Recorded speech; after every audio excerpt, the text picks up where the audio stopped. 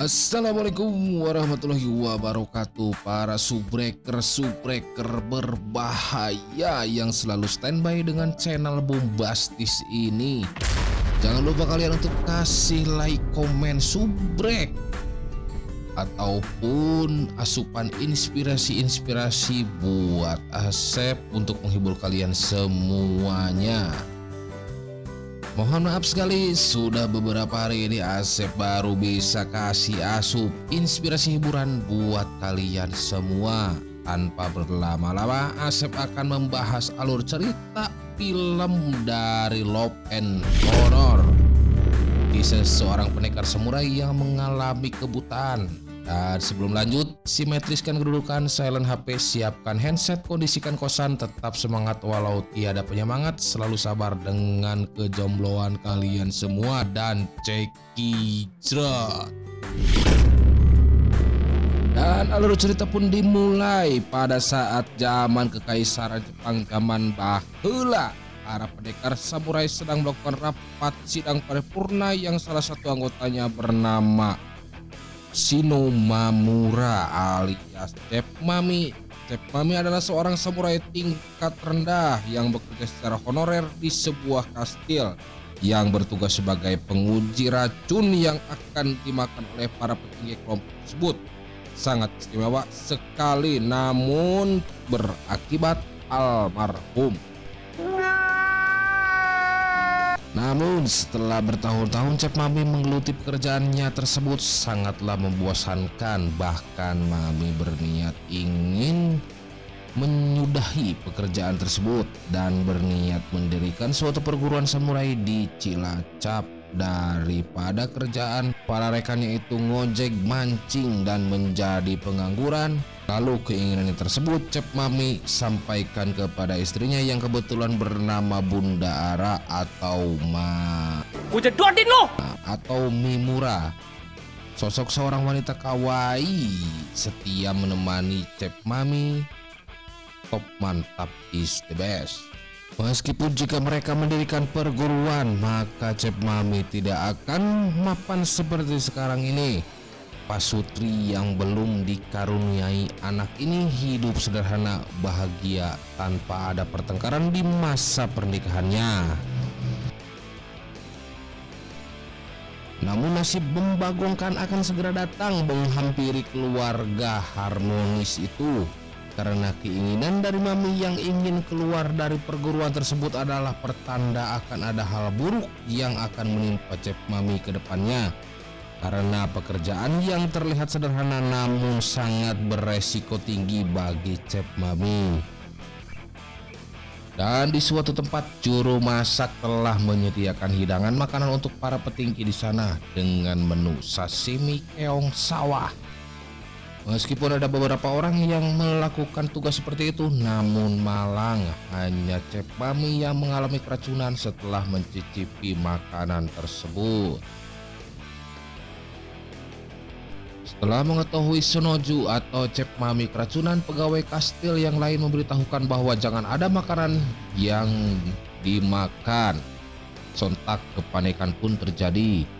Walau kastil tersebut sudah ditutup rapat agar tidak ada orang yang mencoba keluar dari kastil tersebut.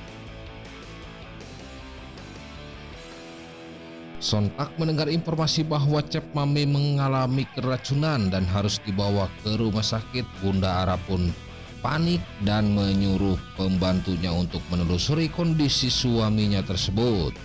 Setelah mengadakan investigasi oleh anggota puskesmas Jepang, hal itu adalah murni bukan kesalahan juru masak dan kesalahan hanya terletak di pemilihan menu masakan saja. Diketahui pula jenis keong tersebut beracun apabila dikonsumsi di musim yang tidak tepat. Namun kepala juru masak harus tetap bertanggung jawab atas keracunan yang dialami oleh Chef Mami. Bunda Ara yang mendengar akan hal tersebut dengan sangat cemas menunggu suaminya pulang. Selang beberapa saat, Chef Mami pun datang dengan kondisi tak sadarkan diri. dengan diantar oleh Arko darurat tinggal Sorong. Bang. Menurut dokter, masa kritis Cep Mami sudah usai dikarenakan Cep Mami masih koma. Mantri Puskesmas pun memerintahkan Bunda Ara untuk memberikan obatnya dengan mulutnya secara tradisional menurut Mantri Sugiono. Ku jedotin lo! 3 hari pun berlalu, datanglah seorang wanita yang bernama Biane menjenguk Cep Mami dan ternyata adalah keponakannya.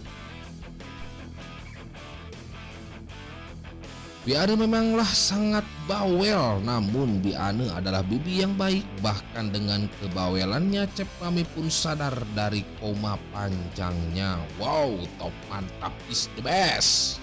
Wow. Namun hal aneh dirasa oleh Cep Mami karena setelah sadar dari komanya, penglihatannya jadi poek gelap gulita, guys. Bunda Ara pun berasa ada yang aneh dengan suaminya. Dengan rasa khawatir yang tinggi, Bunda Ara pun menanyakan langsung kepada Cep Mami tentang apa yang dirasa oleh Mami. Namun Mami tidak mau membuat istrinya cemas dan berusaha untuk menutupi kebutaannya tersebut. Bunda Ara pun dengan hati besar berusaha meyakinkan Cep Mami bahwa sang mantri tersebut pasti akan penawar untuk mengobati matanya tersebut. Namun tragisnya sang mantri tersebut merahasiakan tentang matanya Cep Mami, bahwa apa yang dia lakukan sekarang tentang mengobati penyakit Cep Mami akan sia-sia dan Mami akan mengalami kebutaan permanen. Hanyalah keajaiban ilahi yang bisa menyembuhkan penglihatan Cep Mami. Di keesokan harinya, Bunda Ara pun memutuskan untuk pergi ke sebuah kuil dan berdoa untuk kesembuhan suaminya. Namun di tengah perjalanan, Bunda Ara bertemu dengan Kang Salim atau Toya Simada. Di tempat itulah diketahui bahwa Kang Salim atau Simada telah naksir sama Bunda Ara sejak dahulu. Sebagai ketua penjaga kastil, dia turut prihatin atas kejadian yang menimpa Cep Mami. Bahkan untuk meringankan kehidupan Bunda Ara ke depannya, dia berinisiatif menawarkan bantuan mengundang Bunda Ara untuk singgah ke rumahnya. Di mana rumahnya? Adegan pun beralih sesaat Bunda Ara telah sampai di rumahnya, mendapati minsuanya ngambek setelah mengetahui hasil pemeriksaan dokter karbitan itu yang telah berbohong kepada tuannya. Di malam harinya, Bunda Ara yang melihat suaminya tampak depresi tersebut yang ingin melakukan bundir. Ojo nesu-nesu terus. Namun semua itu sudah ada dalam prediksi Bunda Ara dengan menyembunyikan pedang Cep Mami yang dia dapatkan saat berkunjung ke Subang. Cep Mami pun khawatir akan menjadi beban keluarga dan tak bisa berguna lagi bagi orang lain. Bahkan ketakutannya bahwa Bunda Ara akan pergi meninggalkannya. Dari suasana inilah Cep Mami baru tahu bahwa Bunda Ara adalah anak yatim piatu saat dinikahinya dulu di Majalaya. Dan wanita itu berjanji tidak akan meninggalkan suaminya apapun yang terjadi. Setelah mendengar hal tersebut, barulah Cep Mami mulai tenang. Hari pun berlalu. Esok harinya, sebagai bentuk kepedulian mereka, Mamang dan Bibi Cep Mami mengadakan diskusi mencari jalan terbaik untuk masa depan keluarga Cep Mami. Untuk bisa menghidupi keluarganya, Bunda Ara akan bekerja serabutan, bahkan rela menjadi pelayan di suatu kafe dan resto.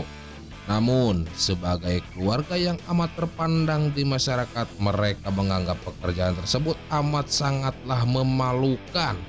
Tentu saja Mamang dan Bibi Cep Mami amat sangat melarangnya.